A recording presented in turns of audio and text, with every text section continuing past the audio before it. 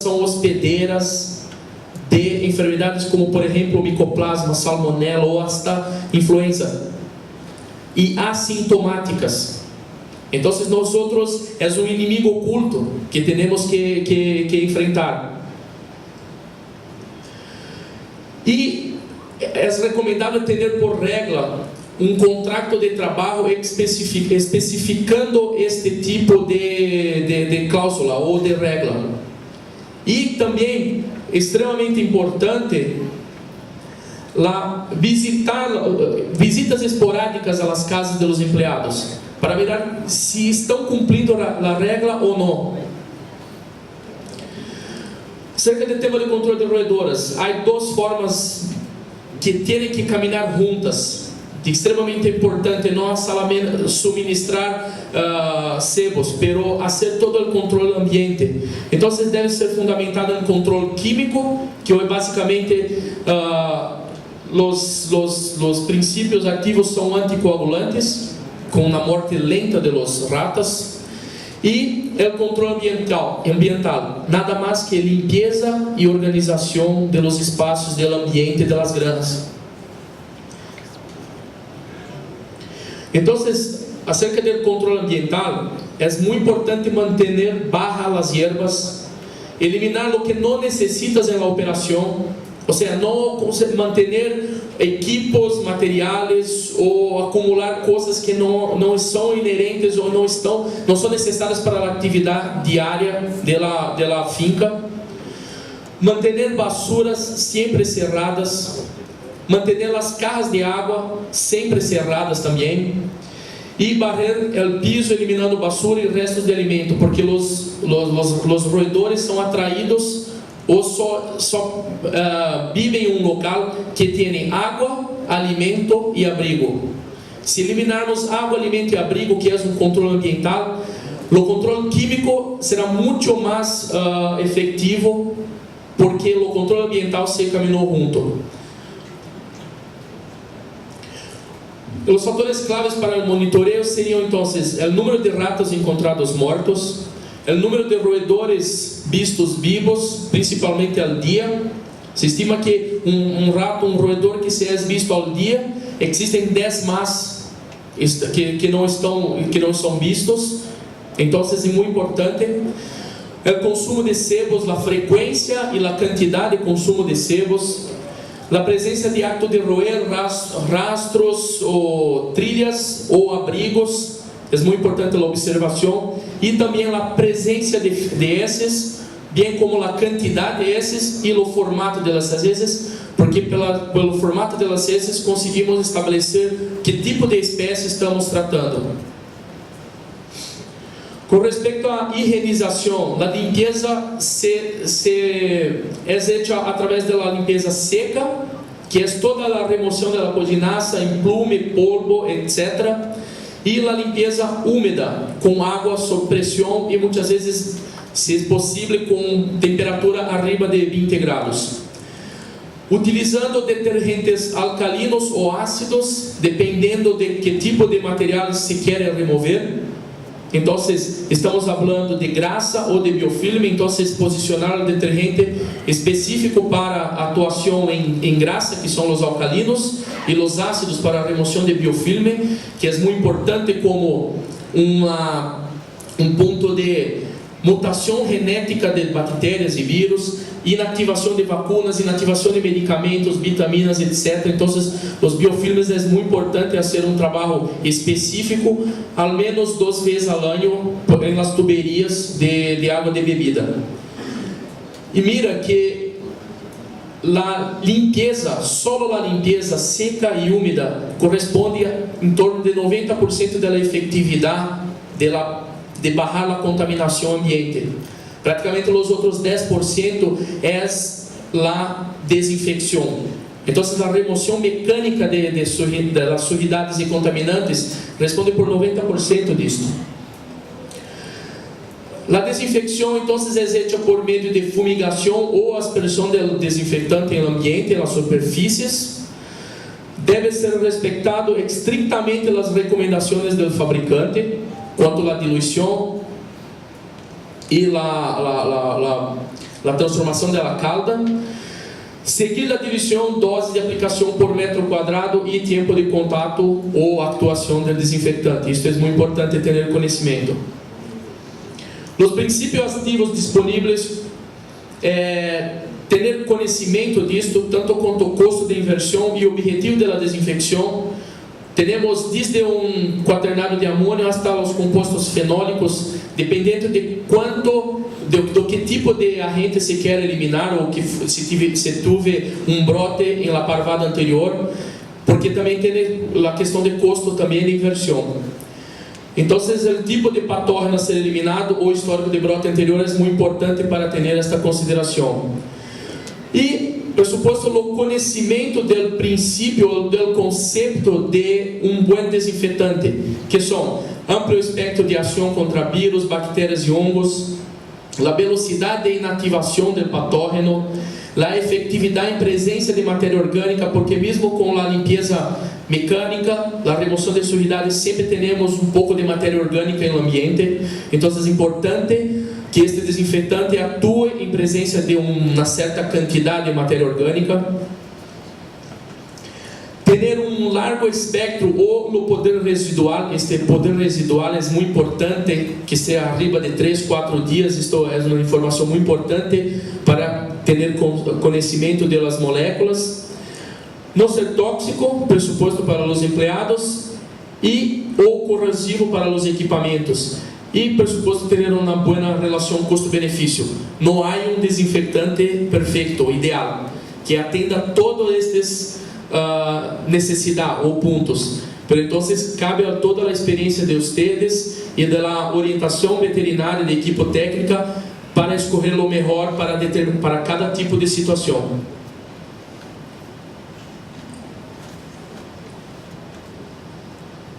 Outro ponto muito importante sobre o tema de influenza aviar é acerca do tema de água, de bebida e aspersão ou de lavado, ou seja, toda a água utilizada na operação, porque este é fator de risco muito importante devido ao possível contato de aves migratórias ou selvagens ou silvestres com esta água. Então, de extrema importância ter conhecimento de onde é a fonte desta água e eliminar ou não utilizar as águas ditas de superfície, como delas de rios, lagos e lagunas.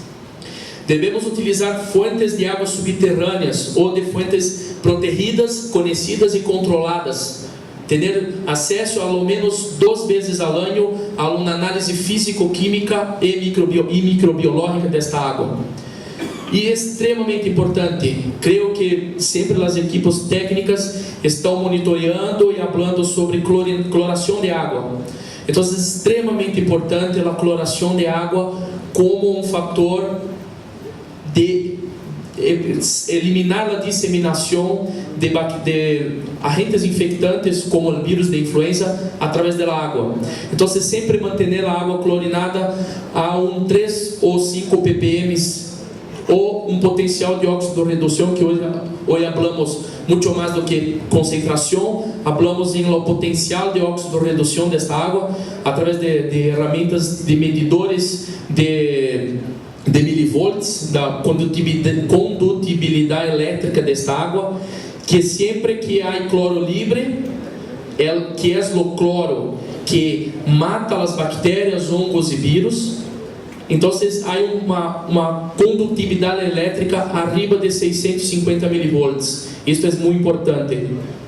Muitas vezes o ppm diz que a água está clorinada, pero não. Muitas vezes esta água tem potencial de matar as bactérias, os agentes infecciosos.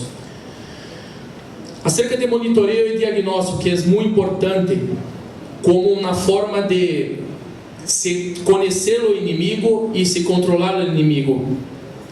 Então, acá tenho um exemplo de como se dá a estrutura de monitoreio e diagnóstico para o vírus de influenza aviar nos Estados Unidos.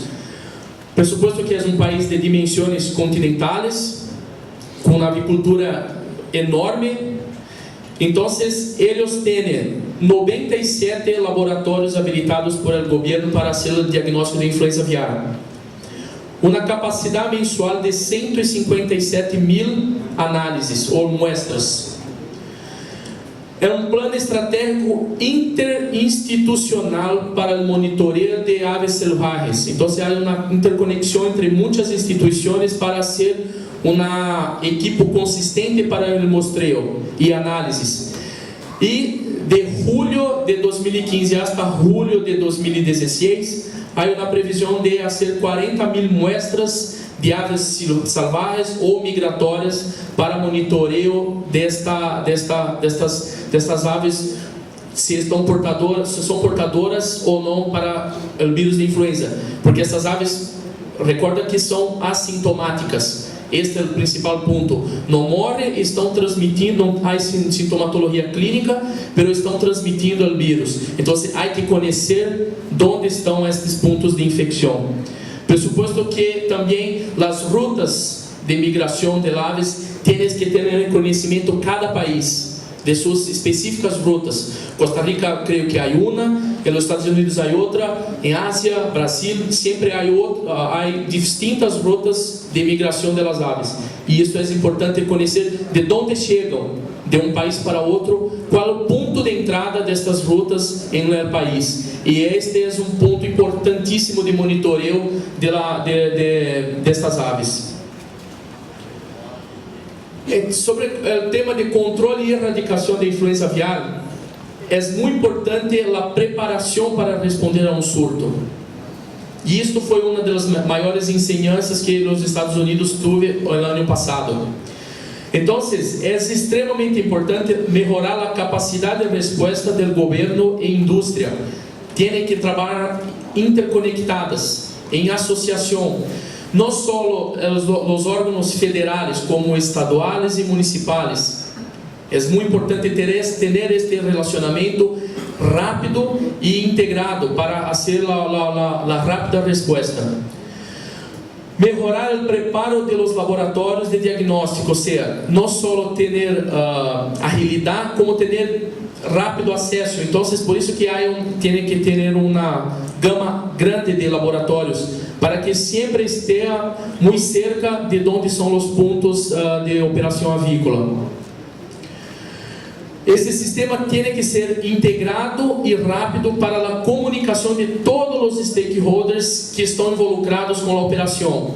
Então, todas as partes interessadas e involucradas na operação avícola, desde o governo até o produtor, tem que ter uma rápida comunicação de qual foi o diagnóstico.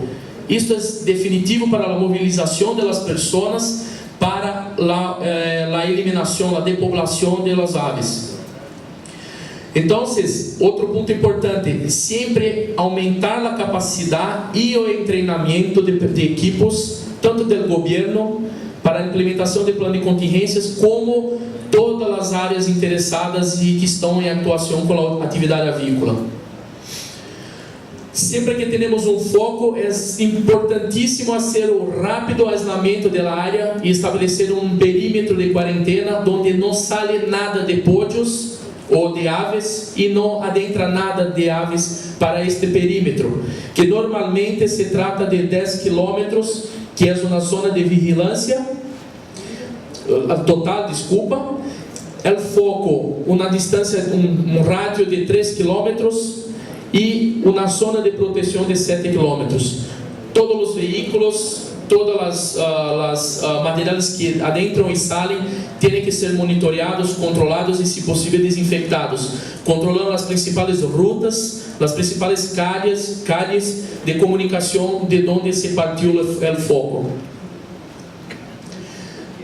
O tema de depopulação de aves. A rápida detecção, a notificação ou a comunicação disto e a despoblação é crítica para interromper a disseminação da enfermidade. Então, se empieza desde a suspeita clínica até o rápido diagnóstico e toda a mobilização das equipes para fazer a depopulação. Existe a meta pelo governo americano, o USDA, que o ideal é despoblar com 24 horas depois da detecção, Entonces, toda a movilização depois do diagnóstico e a movilização hasta o local, estabelecer a zona de perímetro de rádio de zona de proteção e empezar e findar a depoblação em 24 horas. Todas as fincas devem ter seu próprio plano, ou seja, este é um papel da indústria, porque a indústria tem que disseminar os planos para que estes planos sejam disseminados por as pessoas, porque é importante que todos os empregados estejam involucrados na despoblação. Então, essas pessoas têm que ter seu próprio plano, treinadas e mentalmente preparadas, porque é uma atividade muito difícil. Nós outros acá estamos acostumados a criar e faenar os pódios, e não despoblar ou fazer a eutanásia desses pódios. E o governo deve ter um sistema de indenização para que aves que necessitam ser despobladas sejam comunicadas. Porque há um temor que, mira, vou ter toda a minha parvada eliminada e como se faz com o pago? Como vou pagar minhas contas? Então, é extremamente importante que haja um sistema de indenização muito claro e efetivo, para que esta comunicação não se retrase por um temor do empregado ou do produtor em comunicar a suspeita clínica. Há alguns métodos de despoblação, pero o que mais são utilizados para pódios criados ou aves criadas em piso é os equipos que produzem espuma à base de água, que é atualmente a melhor opção. Trabalhos científicos demonstram que é o que causa um menor estresse ou índice de estresse para os pódios ou para as aves, e o mais efetivo, porque mata por uma asfixia muito rápida. Restrito então para aves criadas em pisos, o que mais se utiliza para ponedoras enjauladas é o CO2, o gás carbônico, pero este é mais difícil e é um fator de estresse muito alto para as parvadas. Então, há uma dificuldade de aplicar esse tipo de espuma em ponedoras enjauladas e necessita de uma alta quantidade de água para aplicar neste equipamento. A disposição destes cadáveres, principalmente para a influenza aviária. A disposição de alto número de cadáveres é um reto muito importante, porque muitas vezes as fincas, seguramente hoje, têm mais que 20, 30 mil pódios. Então, como eliminar um pódio de 2 quilos, 30 mil pódios de 2 quilos, uma promédia mais baixa de 2 quilos, digamos. Então, é muito importante como fazer esse tipo de disposição. A meta é que a disposição destes cadáveres rapidamente para minimizar o risco de disseminação. Então, não só despoblar, mas também a disposição destes cadáveres é muito importante. Todas as fincas devem ter seu próprio plano também e pessoas treinadas e também mentalmente preparadas. As despoblações mais rápidas resultam então em uma limpeza e desinfecção mais tempranas, pressuposto como também uma repoblação mais temprana, que este é o principal interesse. Quanto tempo vamos nos quedar de quarentena? Então, quanto mais rápido aplicarmos todos esses planos, mais rápido teremos a repoblação destas fincas e retomar a atividade econômica. Isso é muito importante. Esta disposição de cadáveres se pode fazer através de vertedeiros, onde se necessita uma aprovação e conhecimento de onde se vai fazer esta destinação, como também caminhões selhados, porque imagina que estamos fazendo uma zona de perímetro com proteção e controle de disseminação e passamos com um caminhão totalmente contaminado com um vírus como de influenza aviária para 10, 20, 30, 40, não sei quantos quilômetros de distância de onde esses vertedeiros. Então, não é a melhor opção, digamos. A compostagem é o mais efetivo, pero a repoblação da finca solo es permitida después de la identificación de este material ser negativo para a influenza. Entonces, é lo más efectivo, pero se toma um tempo maior para hacer este diagnóstico negativo de este material. El entierro en el local es un importante método también, com todos os seus procedimentos e normas para hacer um buen entierro, e também ter conhecimento de onde está o suministro de água para que não tenhamos uma contaminação ou um escorrimento deste material para o suministro de água. A incineração é o pior método em termos de opinião pública, digamos, pela quantidade de humo que se hace, pela grande quantidade de matéria que se tem que incinerar, e para que não tenhamos aquelas fotos ou imagens de internet mirando aquelas montanhas de pollo sendo queimados, que não é uma boa imagem para a opinião pública, para o mercado consumidor também.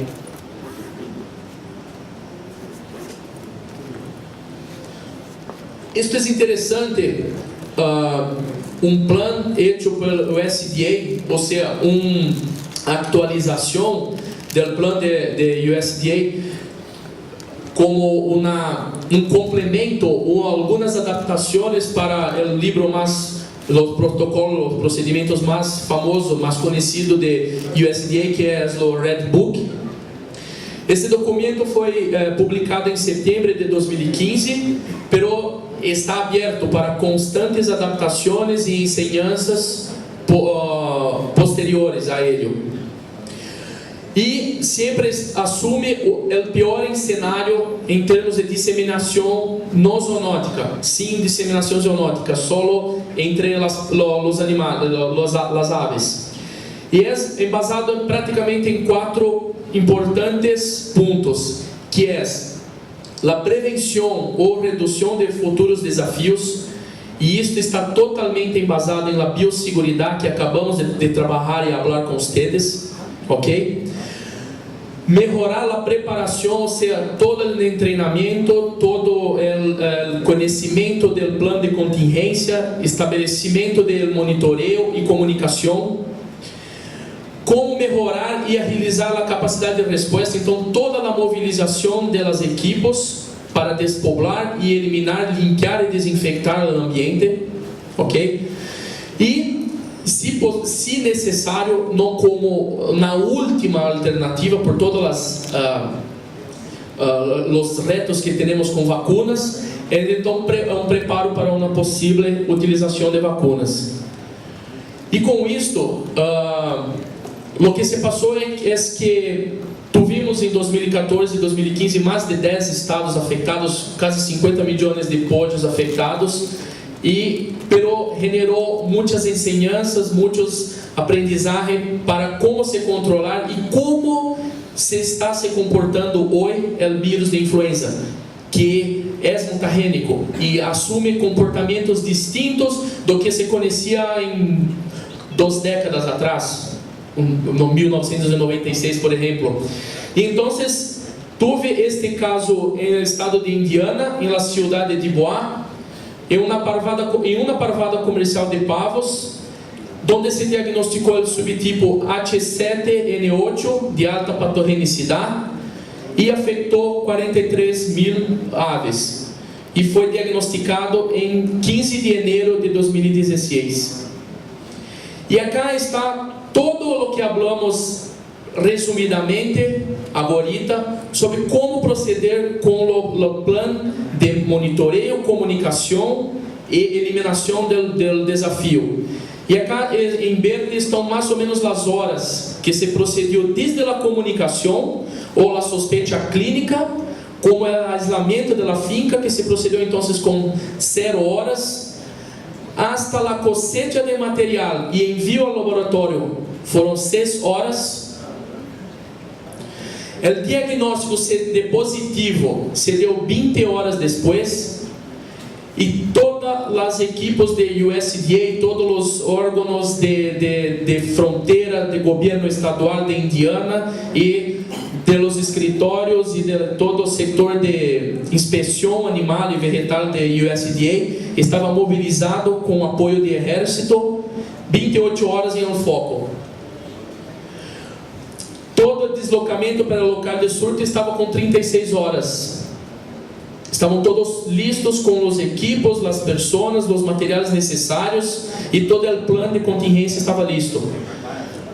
O início da eliminação das aves se quedou com 44 horas sem pessoa. A eliminação de Podinás e limpeza do galpão com 48 horas estava listo. E a conclusão de limpeza e desinfecção do galpão se deu 52 horas depois da comunicação. E isto generou um período de quarentena praticamente recorde de 90 dias. O estado de Indiana foi declarado livre de influenza aviar. Pero para isto, os Estados Unidos nos deixou uma enseñanza muito importante. Primeiro, que não esperamos que tenhamos esse tipo de reto em nossos países.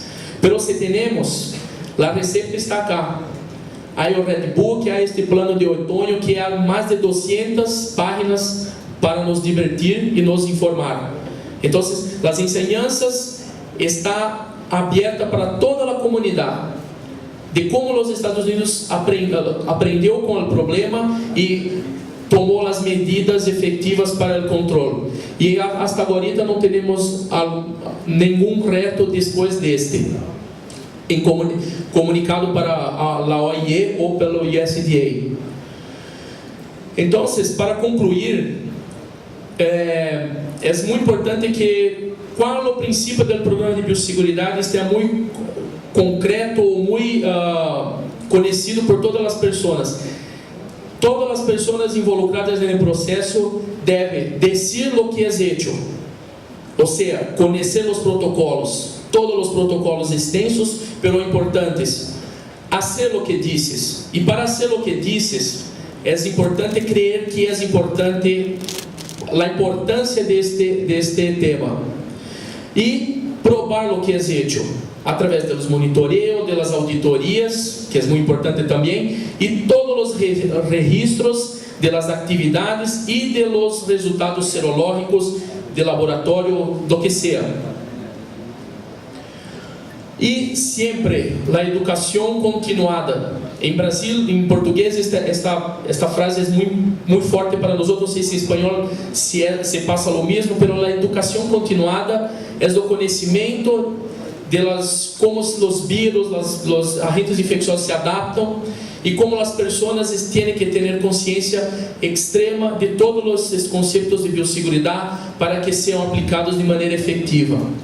Então, conhecer os procedimentos, estes procedimentos ter as aclarações adequadas, as pessoas estarem motivadas a fazer isto, a garantia que isto esteja implementado, sempre com constância